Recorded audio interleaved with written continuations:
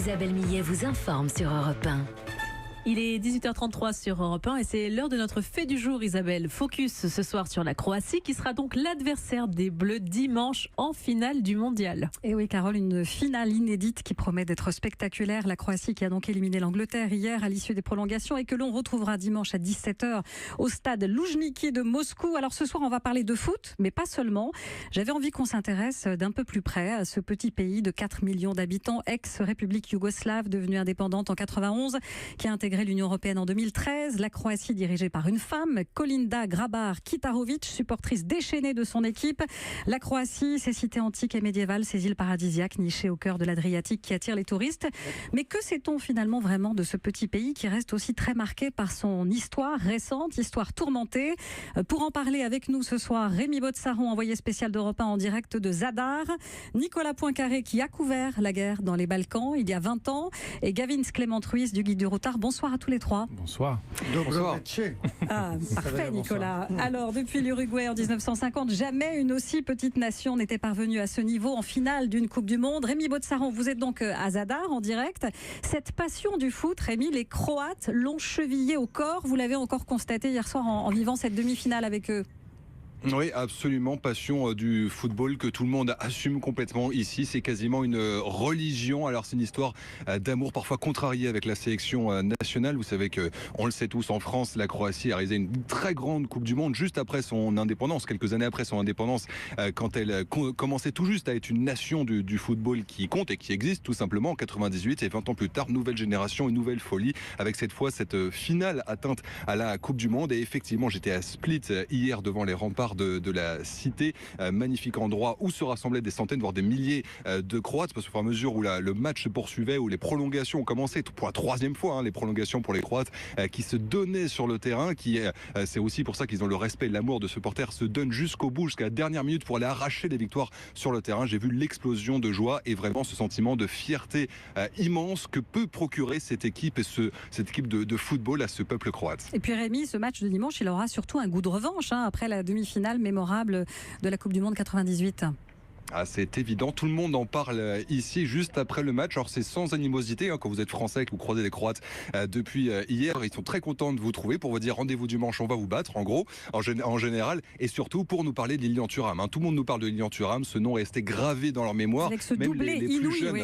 Voilà, le doublé. Tout le monde sait que Lilian Thuram n'a jamais marqué un but dans sa carrière et qu'il a juste marqué un doublé ce soir-là face à eux. Et pour eux, c'était un miracle d'arriver en demi-finale. Ils se voyaient déjà en finale. Ils se disaient, mais c'est pas possible, rien ne peut nous arrêter. Et finalement, le miracle a été français. Et ça, ils ne l'ont pas vraiment digéré. Donc avoir une nouvelle chance 20 ans après, et cette fois en finale en plus, ils ont clairement pas du tout l'intention de la laisser passer. Alors Rémi, il n'y a pas qu'en foot qui sont bons les Croates. Le sport, c'est dans leur ADN.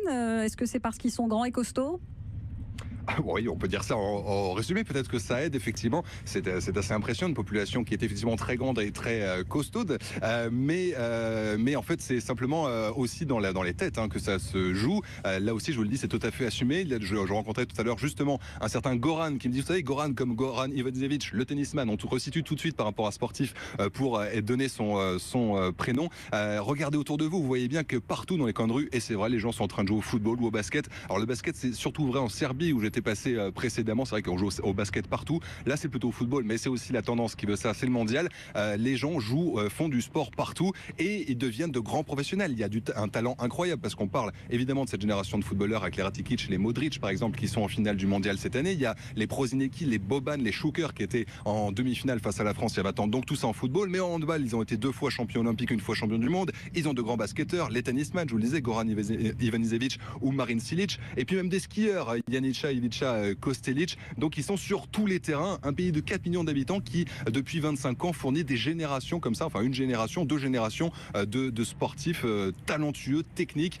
C'est assez impressionnant. Et il paraît qu'ils sont même bons en water-polo. Alors je parlais tout à l'heure, Rémi, de la présidente. D'ailleurs, ce n'est pas rien. Je permets une petite parenthèse sur le water-polo. Je l'omettais. Ils sont très bons au water-polo. C'est une vraie passion pour eux. Et en plus, il y a un lien entre le water-polo et le football qui s'est fait lors du dernier Euro, puisqu'il y a un joueur croate qui a été blessé à la tête et dont le médecin pour lequel le médecin de l'équipe a l'idée de lui mettre un bonnet de water-polo le match suivant pour lui protéger la tête. C'est devenu un symbole. Et du coup, maintenant, encore hier soir à Split, il y a des supporters qui portent ce bonnet de water-polo quand ils viennent supporter l'équipe de football de Croatie.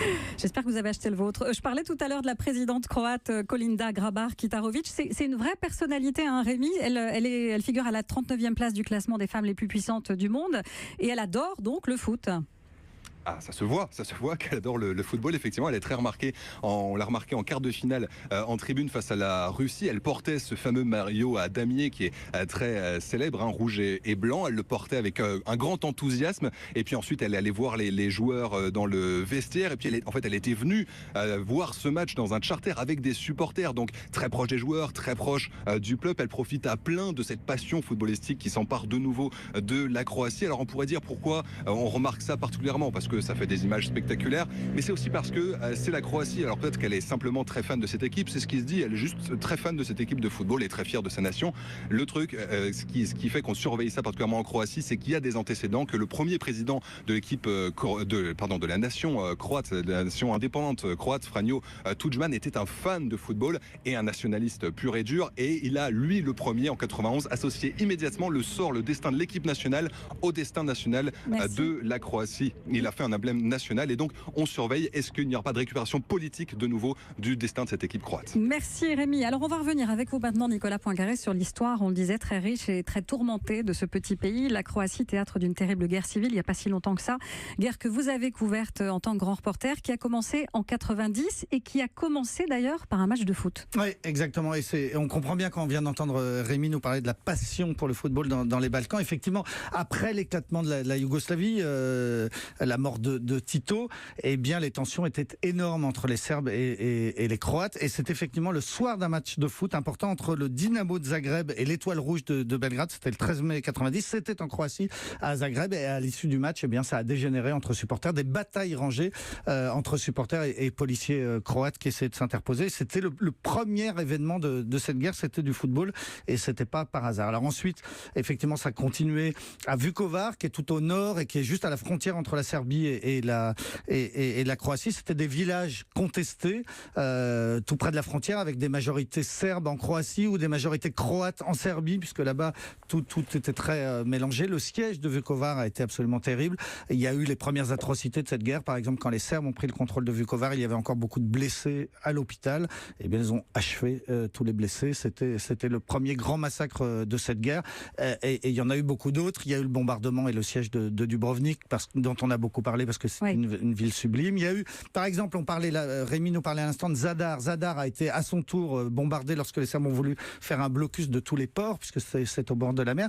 Et à Zadar, il y avait un petit garçon qui s'appelait Luka Mudrić, qui avait 9 ans, qui venait de son village, qui s'appelle Mudrići, qui est un petit peu au-dessus de Zadar, qui avait quitté son village parce qu'il y avait des bombardements sur le terrain de foot, qui s'était réfugié dans un hôtel et qui jouait au foot toute la journée dans cet hôtel. Il a été repéré comme ça. Ensuite, il a fait la carrière qu'on sait. Et c'est lui la star aujourd'hui de l'équipe de Croatie. Raymond Domenech tout à l'heure disait qu'il aurait peut-être même la chance d'avoir le Ballon d'Or cette année.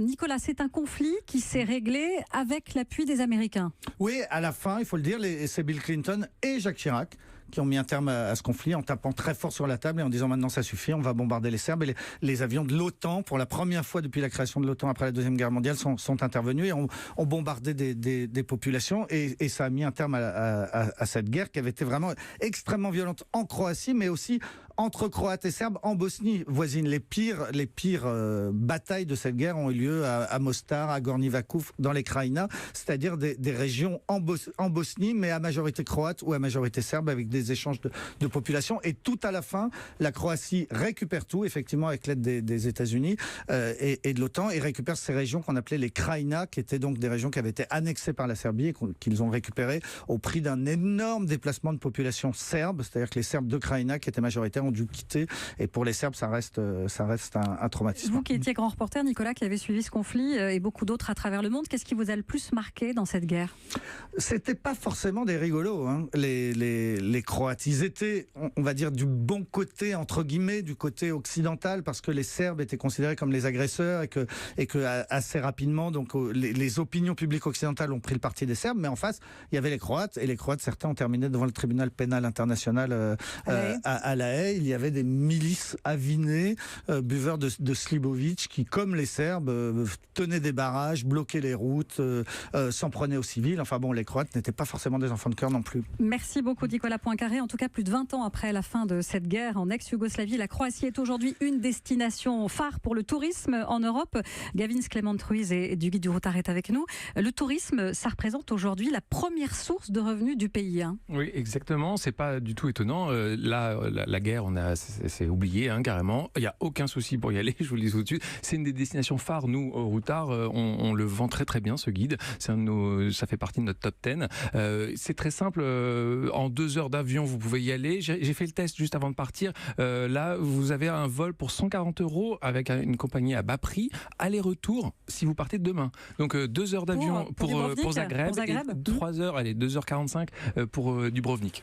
Alors, c'est un pays qui plaît beaucoup aux touristes parce qu'il est magnifique. Il y a 6000 km de côte, il y a un millier d'îles, je crois, disséminées. Oui, exactement. 17 millions de touristes par an. Il y a les côtes, puis il y a aussi l'intérieur des terres qui est très beau. On a la mer Adriatique qui est très déchiquetée le long de la côte. C'est vraiment très beau. Il y a plein d'îles, vous l'avez dit, des îles magiques. Alors, il y en a qui sont très vides et il y en a qui sont très pleines. Alors, faut faire son choix et on peut s'amuser ou alors se reposer, regarder le bleu du ciel. C'est vraiment superbe. Il y a ça, la côte. Et à l'intérieur des terres, là, vous avez aussi, il y a Zagreb qui est vraiment le fleuron, la capitale.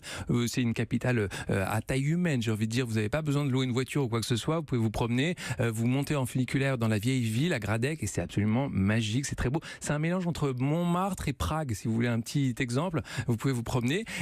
Ensuite, vous avez l'intérieur des terres avec des lacs, des parcs nationaux qui sont, j'ai envie de dire, c'est le fleuron du tourisme de Croatie. Il y a des parcs nationaux. Le parc, je regarde exactement Plivice. Je ne veux pas dire de bêtises. J'espère qu'on me pardonnera mon accent. Mais c'est vraiment, là, il faut attendre un petit peu chaque jour pour y aller. Il y a parfois 1 heure de queue. Mais alors, c'est sublime. Ce sont 16 lacs en dénivelé. Vous allez voir, c'est le top du Routard. Et en plus, on mange bien, je crois, en Croatie. Oui, on mange très bien. On mange beaucoup de viande, des viandes grillées, de l'agneau. Il y a toute l'influence aussi. Il faut savoir que la Croatie, c'est l'influence romaine, c'est l'influence grecque. Vous avez l'influence ottomane. Et donc, vous avez des brochettes, par exemple, comme en Turquie. C'est assez sympa. Vous avez plein d'autres viandes, des poissons. Ça, je sais que Nicolas aime bien aller manger des poissons à Dubrovnik. De la truffe. De la truffe, exactement, aussi. Du bon vin. Oui, on fait de la vigne. Il y a de la vigne. Alors, un vin rouge assez corsé quand même. Faut, avec modération, toujours. N'oubliez pas.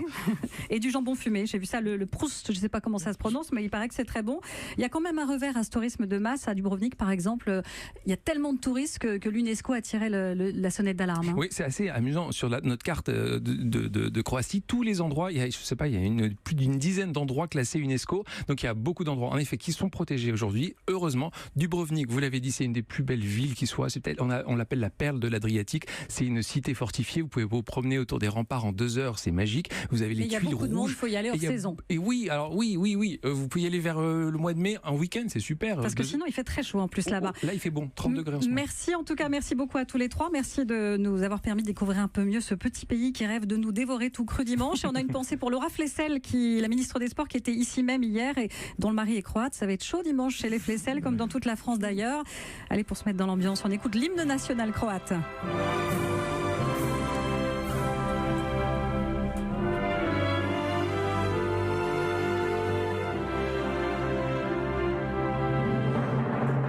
Restez bien avec nous. Dans un instant sur Europe 1, on part à Toulon manger des pizzas. À tout de suite. Europe 1.